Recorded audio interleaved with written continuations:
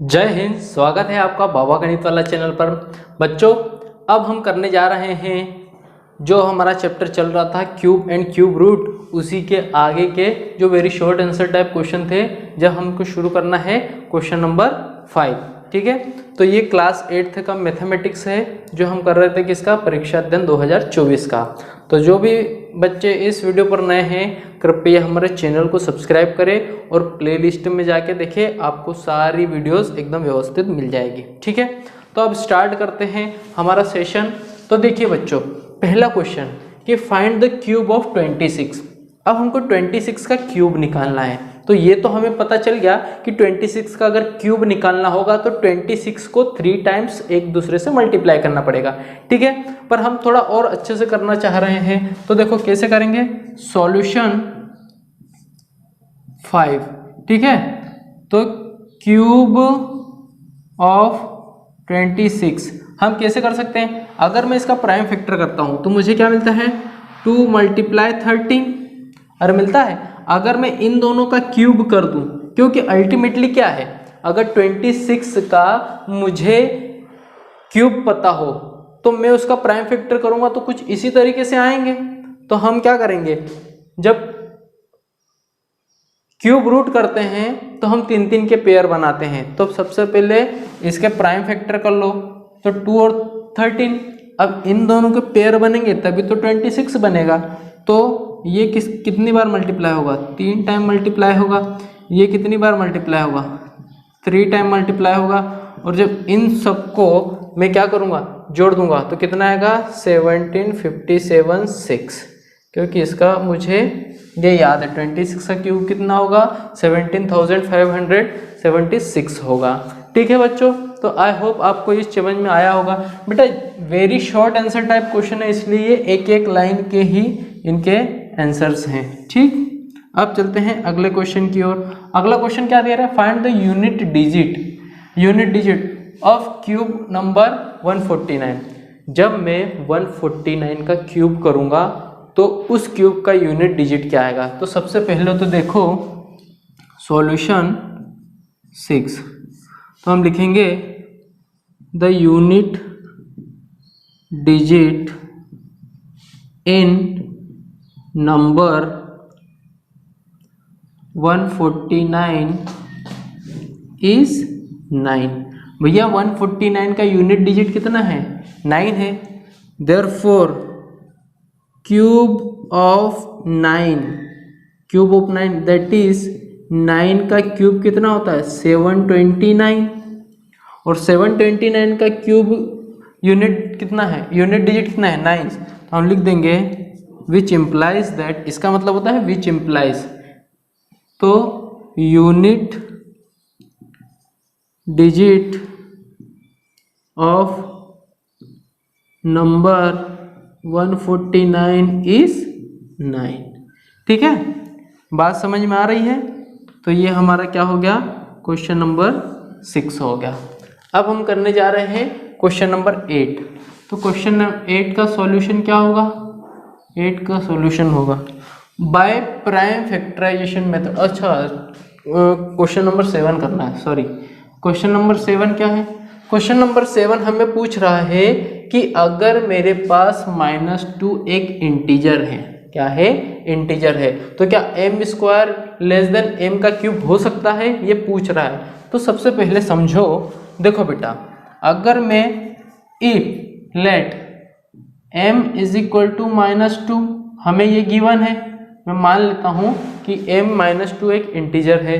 तो देयरफॉर यहाँ करेंगे m का स्क्वायर का मतलब होता है -2 का स्क्वायर, और -2 का स्क्वायर कितना होता है, 4 होता है। और कैसा होता है, प्लस। मैंने एक चीज़ आपको बताई थी कि अगर नेगेटिव चीज़ का कोई स्क्वायर होगा तो वो क्या हो जाएगी, पॉजिटिव।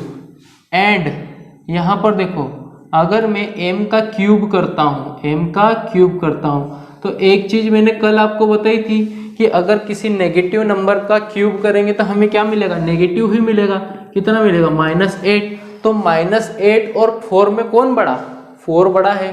तो हम लिख सकते हैं which implies m² is greater than m³ ठीक है। और we can say that M square is not less than M cube. तो हम लिख सकते हैं कि यहाँ बस ये हमने क्या करा, रिप्रेजेंट कर ही दिया है कि नेगेटिव इंटीजर के लिए ट्रू नहीं है, तो हो गया कंप्लीट। आप इस तरीके से भी कंप्लीट कर सकते हो, ठीक है। बात समझ में आ रही है। अब करते हैं नेक्स्ट क्वेश्चन। नेक्स्ट क्वेश्चन क्या है बच्चे? 8वां क्वेश्चन, क्यूब रूट फाइंड करना है। याद रखना, क्यूब रूट फाइंड करना है, इसका मतलब हमको 3-3 के पेयर बनाने पड़ेंगे। तो यहाँ लिखो सॉल्यूशन 8 बाय प्राइम फैक्टराइजेशन। मैं किसका यूज कर रहा हूँ? Prime factorization. तो प्राइम फैक्टराइजेशन के लिए 8000 को कैसा लिख सकता हूँ? जरा यहाँ से ध्यान से देखो। अगर मैं 8000 लिख रहा हूँ तो सबसे पहले 2 से करूँगा 4 टाइम्स, फिर 2 से करूँगा 2 टाइम्स, फिर 2 से करूँगा 1 टाइम्स, ठीक है। फिर 2 से होगा 500, फिर 2 से होगा 250, फिर 2 से होगा 125, फिर 5 से होगा 25 टाइम्स, फिर 5 से होगा और फिर 5 से होगा। इसका मतलब मैं इसको कैसे लिख सकता हूँ? 2 multiply 2 multiply 2 multiply 2 multiply 2 multiply 2 multiply 5 multiply 5 multiply 5 लिख सकता हूँ ना। अब विच इम्प्लाइज दैट, अगर मैं इसका करता हूँ रूट, किसका? 8000 का, तो यहाँ पर भी क्या आएगा? Root 2 multiply 2 multiply 2 multiply 2 multiply 2 multiply 5, ठीक है। इसी तरीके से हम अब 3-3 के जोड़े बना लो, 1 2 3। तो जब हम करेंगे इसका क्यूब रूट तो हमें क्या मिलेगा? 2 इसका एक जोड़ा बाहर निकलेगा, एक इसका बाहर निकलेगा और एक इसका। तो 2 2 जा 4 और 4 5 जा 20। तो 20 का क्यूब कितना आ जाएगा? 8000। हमारे पास करेक्ट आंसर आ चुका है। मेरे हिसाब से आपको बेटा ये चीज़ें समझ में आ गई होगी, ठीक है। वीडियो अच्छा लग रहा हो तो लाइक शेयर सब्सक्राइब जरूर करें और अपने फ्रेंड्स में शेयर जरूर करें, ठीक है बच्चों। अब करते हैं 10th क्वेश्चन। 10th क्वेश्चन हमारे पास क्या कह रहा है, ठीक है। ये कौन सा क्वेश्चन था? 8th क्वेश्चन था। 9th क्वेश्चन, हाँ 9th question Hardy Ramanujan number है। तो मैंने तो आपको हार्डी रामानुजन के बारे में इससे जस्ट पहले बता दिया है और आपको इस स्क्रीन पे भी दिख जाएगा कि भाई हार्डी रामानुजन नंबर को के किसी भी 2 नंबर को हम अलग अलग तरीके से उसके क्यूब के सम के रूप में लिख सकते हैं। तो आपको ये डेफिनेशन यहाँ नीचे दिख जाएगी, ठीक है। आपने को वही डेफिनेशन लिखनी है जो मैंने आपको पिछले वीडियोस में समझाया है, ठीक है। अब इसी का हम करते हैं अब 10th क्वेश्चन।